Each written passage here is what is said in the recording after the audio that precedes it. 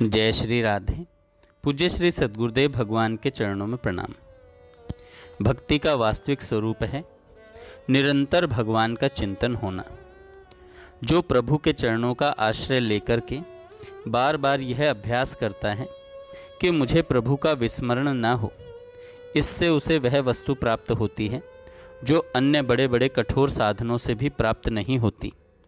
भक्ति का सहज स्वरूप यही है कि बिना किसी अन्य चाह के, बिना किसी निमित्त के तैल धारावत अविच्छिन्न गति से श्री श्यामा श्याम का अखंड चिंतन होना, किसी निमित्त से नहीं।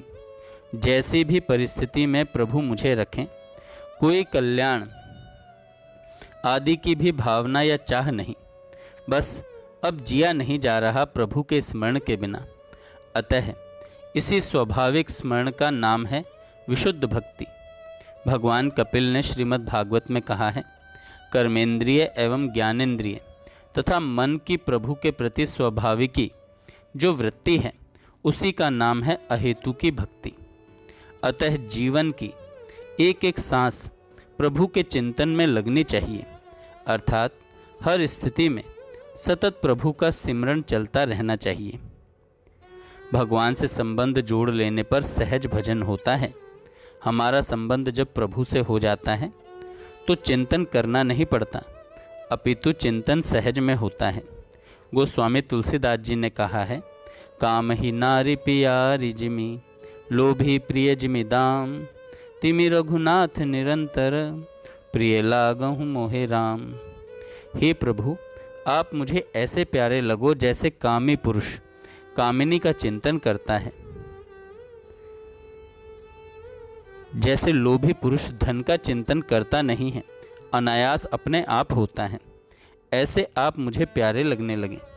जो हमारा प्यारा होता है उसका चिंतन सहज होता है।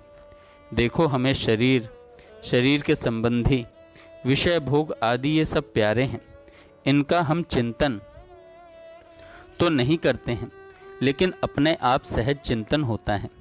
लेकिन प्रभु का चिंतन इसलिए नहीं होता क्योंकि हमने प्रभु को अपना प्यारा नहीं माना है। इसलिए हम भजन साधन करना चाहते हैं, पर वह होता नहीं, क्योंकि प्यारा तो शरीर है, विषय भोग हैं, संसार है, तो बिना प्रयास के इनका ही चिंतन होता रहता है। इसलिए सबसे पहले हमें प्रभु से अपना संबंध स्वीकार कर लेना है, क्योंकि संबंध से भजन होता है। यदि हम प्रभु को अपना मित्र बना लें, पति बना लें, पुत्र बना लें, स्वामी बना लें, तो अभी सच्चा भजन होने लग जाएगा। भजन करना इसलिए कठिन लग रहा है क्योंकि हम प्रभु को गैर मान रहे हैं और गैर को अपना मान रहे हैं। जिसकी सत्ता नहीं, उस शरीर संसार को अपना मान रहे हैं और प्रभु को पराया।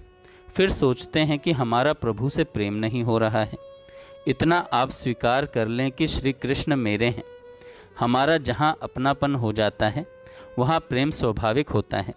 श्री कृष्ण हमारे अंशी हैं, हम उनके अंश हैं। सहज संबंध उनका हमारा है। ये बात अंदर से आ जाए, फिर जागते सोते स्वप्न में कभी उनको भूल ही नहीं सकते। जय श्री राधे।